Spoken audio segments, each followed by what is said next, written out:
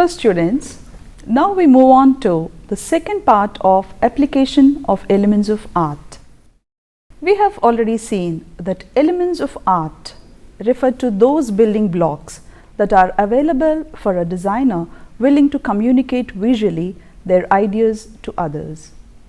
Color, color values, forms and shapes, space, lines, textures and pattern are called the elements of art. The elements of art are the basic components of art making. It is impossible to create an interior design without using at least one of the 7 elements of art. In order to be successful in interior design, a designer must be able to intelligently use the elements of art. A line is one of the 7 elements of art. Lines define an enclosed space. In drawing and painting, a line represents many things, such as an actual line, a person, or a building. A line can be thick or thin, wavy or curved or angular, continuous or broken, dotted, dashed, or a combination of any of these. Form and shape. A form is the 3-dimensional feel and look of an object. A shape looks flat and 2-dimensional. All objects have shape or form. Shapes and forms are both geometric. Geometric shapes such as triangles, squares, circles have no volume and are 2-dimensional. Geometric forms have volume, a word that describes the weight, density and thickness of an object. Then we have texture. Texture is a general characteristic of a substance or a material. Texture exists all around us. It can be natural, invented or manufactured. It can also be simulated or made to look or feel rough, smooth, hard or soft, natural or artificial. Simulated textures such as a rough stone wall or a fluffy cloud are made to look and feel like real textures. Then we have pattern. Pattern refers to extrinsic surface enrichment, and it applies to both 2-dimensional and 3-dimensional objects. It's created by the use of line, form, space, light and color. In interior decoration, it is well to use the word pattern rather than decorative design or ornamental design, because it is opposite to plain. Surface patterns contribute liveliness and interest to a room. Many interiors lack liveliness and interest when it is plain. Pattern should be used at least on 1/4 of the total surface area. Then we have light, which is equally important. Light is an utilitarian and a decorative plastic element. It has a definite emotional effect. Light is stimulating and darkness is depressing. A shiny day makes us sparkle, whereas a dark day makes us dull. Those who are so unfortunate as to occupy only the north rooms in the winter realize the gloom that results from lack of sunshine. On the other hand, light that is too brilliant exhausts us physically, and it is as offensive aesthetically as loud noise is. Okay? Can you give me some examples of texture? Yes, ma'am. I would like to answer this question. Few examples are soft, shiny, glossy, mosaic, and so on. Okay. Of course. Can you think of any more? Would you like to add to it? Sandy texture and hard, soft, even those can be called as textures.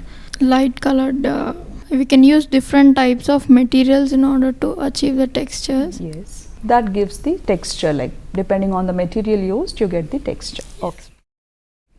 Then we move on to texture. Now the word texture comes from a Latin word meaning to weave. It refers to the qualities that are perceptible through the sense of touch, that is what you can feel by or perceiving the tactile quality of an object.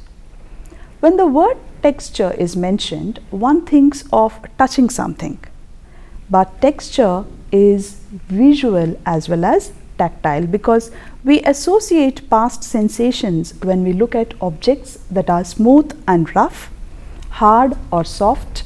It refers to the surface quality of objects, the quality that not only can be seen and touched but also be sensed through memory. For example, the roughness of sandstone, the softness of a deep pile rug, the smoothness of glass and the shyness of glowing leaves all produce a peculiar sensation because of our previous association with these textures. There are three dimensions of texture, that is, the tactile quality of surface, the tactile quality of manipulated three-dimensional substance, and the visual quality of surface and substance. What are the aspects of texture? 1. Surface contour is the deviation from smooth. The greater the deviation, the more visually textured. The more textured a surface is, the larger the object appears, as it is perceived as a tiny pattern. Now, coarse texture enlarges more than a fine one and can hide seams. Surface friction is the resistance of slipping or slide. Wet looking, scratchy, clammy, sticky, rough, unbreathing. Thermal character, or how surface feels to the touch, elicits certain physical reactions and evokes psychological perceptions. Rough surfaces not only look warm, they evoke warmth. Shiny polished surfaces not only look cool, but they also evoke a kind of coolness. And refers to the tactile qualities of a manipulated three-dimensional substance. Flexibility, supple or rigid, ability to drape softly or retain a shape. Compressibility is to response to crumpling, ability to bend and fold. Extensibility, that is the ability to stretch and conform. Resilience, that is the ability to spring back or resist wrinkling. Density, weight per volume, described as thick, thin, coarse, fine and porous. It ranges from fine to coarse, structurally open to compact, and measured in thickness, thin or bulky or thick, like that. Every material used in an interior has got texture. Textures are an element of art that is valuable in giving character and beauty to objects, interiors, buildings and landscape gardening. Architects make good use of textural qualities of building materials. Landscape architects employ texture as a valuable tool. Repetition of dominant plant textures unifies a plan, whereas contrast of textures at corners and focal points gives emphasis. Modern use of texture is creative. Rooms are now composed in which areas of various textures on walls, floors and furnishings are organized to produce rich and subtle effects. The texture of any single article is not considered separately, but as a contribution to the total effect of the room. Okay? Now we move on to the application of this texture. Basically, textures fall into the following categories: soft or hard, smooth or rough, and shiny or dull. These are the categories. Throughout the history, smooth, highly polished surfaces, lustrous metals and fabrics of satin, silk and fine linen have been symbolic of wealth and high status, whereas rough, hand-woven fabrics have characterized lower economic classes.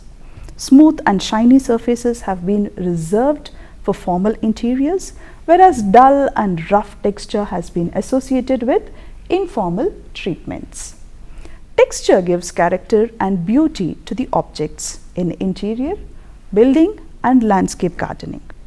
Combination of textures like wood, glass, fabric, metal, cork, leather, brick and brocade can contribute to pleasant interior or make it harsh or rough. Beauty. Texture adds visual interest to the environment. Texture of a surface reflects a particular character and unique beauty that makes a lasting physical or psychological impression. Light reflector. Smooth, shiny surfaces such as glass, mirrors, satin, porcelain, and highly polished wood reflect more light than rough and dull structures such as brick or concrete or stone and coarse wood. Now, maintenance. Smooth texture may show fingerprints. Shiny texture may scratch easily. Rough texture may collect dirt in the surfaces. A shiny glossy paint highlights the imperfections in the wall. Acoustics. Texture can absorb or reflect sound. Smooth and hard surfaces tend to magnify the sound. Soft and rough texture has a tendency to absorb sound. Now, consistency between articles and texture is very important. For example, coarse texture and dainty colors are not consistent. Fine textures and pastel tints are harmonious, that is, they go together. Now, texture can also alter colors. How is that? A rough texture or surface makes color appear darker as it absorbs light. Smooth texture or surface with shine reflects more light and so it seems paler. Therefore, combination between texture is important. Rough and medium, smooth and medium, medium and rough. Smooth textures like polished wood, satin curtains, finely polished floor, mirror, plain glass, all these are included. Medium texture like medium polished wood, ordinary curtains, and rough structure includes cane furniture, coarser texture, tapestry, etc. Pile fabrics like velvet or corduroy both reflect and absorb light. Rough textures express crudity while smooth textures express refinement. Hard textures are masculine and soft textures are considered to be feminine. Okay. Now, moving on to the effects of these texture. Texture affects us in different ways. To start with, it affects physically in everything we touch. If cores are harsh, irritating, sleek or shiny, slippery and cold, the most liked is not very rough or not very smooth.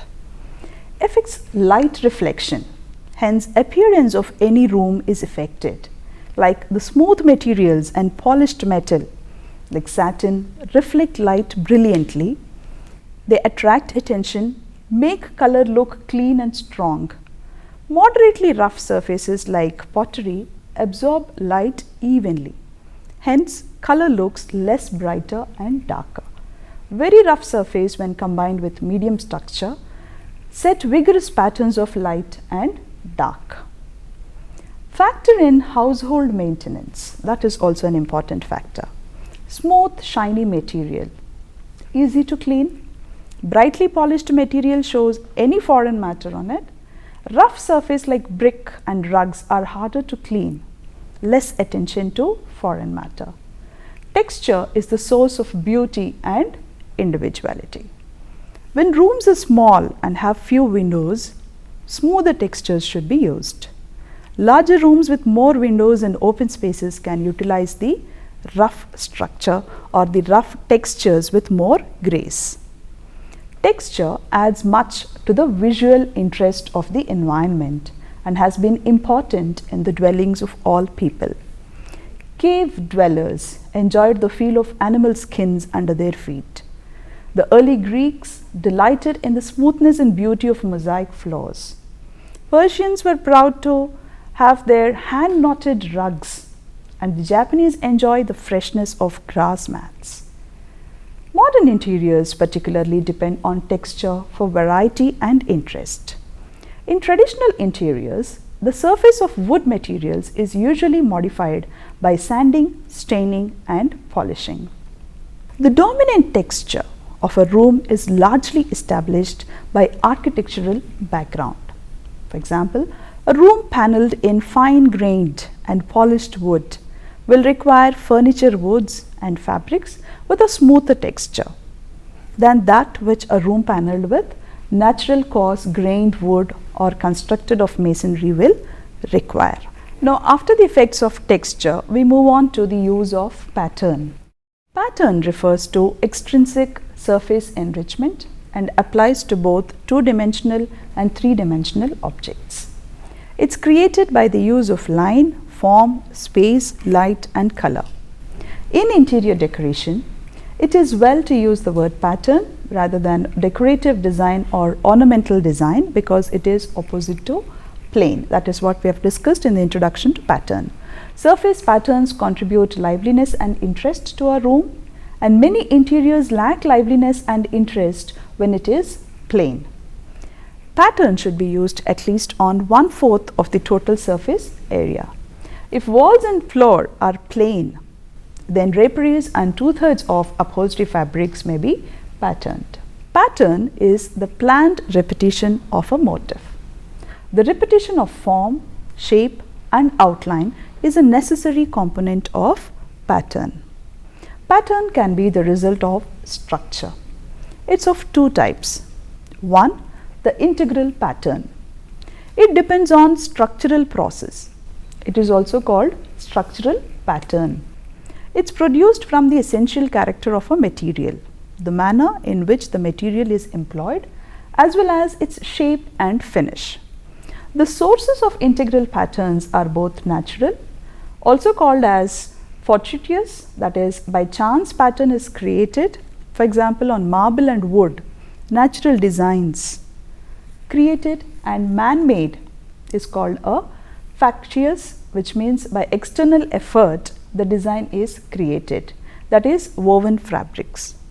Walls or floors of stone, brick or wood make patterns as a result of the manner in which the materials are laid down. Wood laid in squares makes a repeating pattern called parquet. Example, weaving processes of many fabrics like damask, brocade, gingham, pochampalli, etc. create a particular pattern. Surface pattern. It is applied to a finished woven material for decorative effect or embellishment. Hence, it is called applied pattern. Surface patterns derive both from sources such as nature in abstract shapes called motifs, are repeated at regular intervals along the surface. These can be applied by hand or by machines. The size of the motifs can vary because their size doesn't affect the actual structure of the material. Fabric and wallpaper are the most common materials to receive surface patterning by printing. Now we move on to the psychological effects of elements of art. We have discussed the effects of texture. We also discussed the psychological effects of texture. In general, rough texture looks warm and natural, while smooth texture appears cold and formal. That's the basic. Now, texture has visual weight too. Smooth, reflective surfaces tend to appear lighter than rough, matte surfaces. Polished marble cladding will appear lighter than timber paneling. Coarse textures can also make an object appear closer and reduce its scale. For example, while timber paneling could balance the appearance of a large room and make it feel cozier, paneling a small room would make it look smaller or even oppressive. Texture also affects color. Smooth, glossy surfaces look cooler than rough, opaque surfaces. So you would warm up a blue wall by applying a texture to it, or cool down a red cabinet by applying a glossy varnish over it. Texture affects the maintenance of an interior. Smooth surfaces may show dirt and scuff, but they are usually easy to clean, while rough surfaces may conceal dirt, but they are much more difficult to clean. Textures can be used to add interest and character to a room. It's particularly effective in monochromatic interiors. Use it to add depth and create a visually engaging room. Right? Then we move on to pattern. Pattern accents and enlarges the part where used. The larger the motif size, the more enlarging the pattern. It also extremes of pattern size emphasize extremes of object size. Directional patterns emphasize that direction. Pattern adds visual interest to plain textures that might otherwise be boring. It attracts attention away from object and can help distract viewer and hide some flaws. Sharply edged motifs are more emphatic and enlarging than fuzzy edged motifs, making figure ground distinction easier. Now, patterns susceptible to directional, figure ground reversal, spontaneous change of position, or autokinetic illusions soon become distracting. Closely spaced motifs can create a crowded, pressured feeling. Widely spaced motifs may seem spotty and loosely organized. Flattened motifs suggest simplicity and casualness. Motifs suggesting depth seem more complex and sophisticated. Plant, flower, flowing or shadowy abstracts may seem feminine and light-hearted. Animal, geometric, man-made objects, not all of course, may have a masculine association. Recognizable motifs suggest specific places like gardening tools, vegetables, etc. Large motifs and spacing are vigorous and bold. Tiny motifs seem dainty. All over arrangements seem staid. Directional arrangements carry the psychological effect of their dominant direction. Ma'am, I have a question. Yes. What kind of textures do you use for old age people and kids? Okay. See, we have seen that texture can be rough and smooth. So, it will be slippery and it can cause accidents. The same is the case with the kids. They're always playful, and if it is too smooth, there is every chance that they slip and fall down. So, a coarse texture should be preferred for rooms which have kids and old age people. That would be a better preference, right? Now, that brings us to the conclusion, where we have learnt that the elements of art are the basic components of art making. It's impossible to create an interior design without using at least one of the 7 elements of art, and in order to be successful in interior design, a designer must be able to intelligently use all the elements of art. Any interior design can also be analyzed according to the use of elements and their effects on the people. Now, hope you all understood part 2 of application of elements of art. Thank you.